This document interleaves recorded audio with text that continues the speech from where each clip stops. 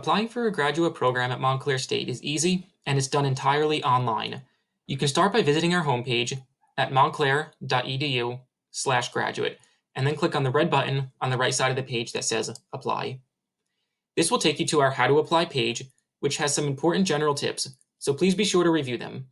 This includes information on transcripts and how to upload unofficial copies or request your official copies to be sent to us, as well as special requirements for international and non-degree students. Other application materials, such as letters of recommendation, test scores, essays or personal statements, and a resume, vary based on your program. So it's important to know your program of study, since different graduate programs have different deadlines, available start dates, and application requirements. Once you know the application requirements for your graduate program, you should click on the Register for an Account link. This will take you to a page where you can either log in and continue on an application, or create an account for the first time if you're looking to start a new application.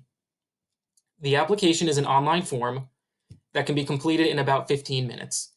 You do not need to pay the application fee or have all the required documents on hand in order to submit your application. That can be done afterwards.